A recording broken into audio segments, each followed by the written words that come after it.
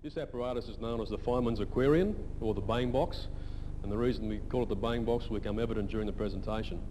What we have is a compartment, and it has glass sides so we can see the reactions that are occurring in there. At the top we have some explosion vents, and we have an ignition source, it's an electric arc, that will ignite the gas mixtures we introduce into this compartment. And we have as our fuel supply LPG. You can actually just hear the gas flowing through a little pipe down there. Now the thing about LPG is it's heavier than air, so we've got to cheat a little bit. We have a little stirrer. And this fan pushes the LPG up towards the ceiling area. So we're creating similar effects to what you may encounter in some scenarios in a compartment fire situation. Now moving in sympathy with the gas flow is a little counter down here, which moves at roughly 15-second intervals. So what I'm going to do now is reset the counter back towards zero. I'm going to turn on the gas supply, the ignition source and the stirrer, and what will happen is when we form a lower flammable mixture, that is a mixture that is just lean enough to ignite, we'll get a small explosion.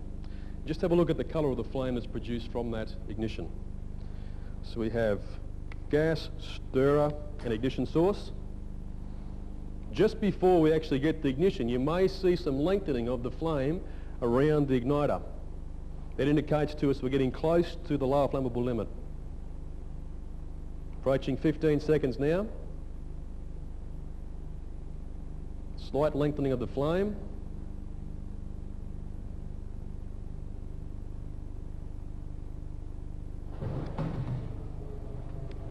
Okay, so what you saw was a mixture that was only just flammable. In this scenario, what we're going to do is the exact opposite of before. We're going to build up the gas supply to beyond the upper flammable limit. I've reset the counter back towards zero and I'm introducing gas into our compartment. Now from our previous experiment we know that around about that point there we got an ignition at the lower flammable limit. What I want to do now is actually build up the gas supply right through the flammable range up towards the upper flammable limit and actually exceed the upper flammable limit.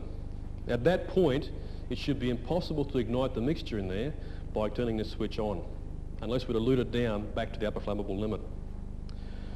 So if you can imagine a compartment fire situation in a building that's well insulated and well sealed up, what will happen is eventually the fire will consume the oxygen that's available. Once it's done that, it will stay hot for quite some time after that oxygen's been consumed, most likely above the polarisation temperature of the contents of that room.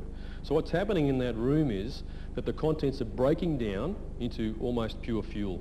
So we're building up the we're building up the fuel supply within that room to the point at which it will be too rich to ignite. If a firefighter comes along and opens up that compartment, he supplies the missing ingredient, oxygen. Now we're getting very close to the point where we're about to approach the upper flammable limit. We'll just take it a little bit further to be sure we've exceeded that point, and then we'll switch the ignition switch on.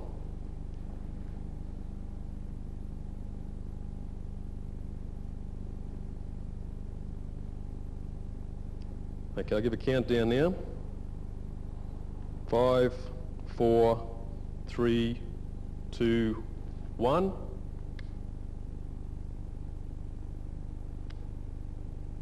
Okay, so it's too rich to ignite in that atmosphere. What we're going to do now is actually open up that compartment. If you can imagine, these are the firefighters that have arrived at the fire scene. The smouldering object has started to ignite again, and that is enough to provide an ignition source for that energy-rich mixture in there. You see in this scenario here that there was a large volume of gas that actually was forced out of the compartment into the adjacent areas. That's the difference between a leaner event, and flashover is generally leaner, although it can be quite rich, and a very rich event such as a backdraft. Okay, in the third scenario, we're going to show you a different ignition source. We're actually going to conceal the ignition source from the rest of the compartment. In effect, we're forming a little compartment within the big compartment. And what's going to happen now is going to change the point in the flammability range at which the mixture in the main compartment will ignite. So you've seen ignition at the lower flammable limit and the upper flammable limit. Where this ignites, well, we don't know. We'll find out. So we'll reset our timer back to zero. What we'll do now is turn on the ignition source, the gas and stirrer. So what's happening now is fuel is being introduced into the main compartment with a separation of the fuel from the ignition source. Now if you can imagine in a normal house fire situation, that is the room on fire, the fuel, the smoke, is leaving that room and flowing into the other compartments.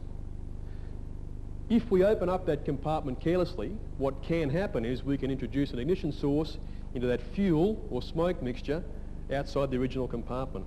You can see now that we're well within the flammable range from our previous experiments, yet we still have no ignition. So the fuel concentration is building up. It's probably approaching the ideal mixture, yet we still have no ignition. I can see a slight lengthening of the flame, so we're getting close to ignition.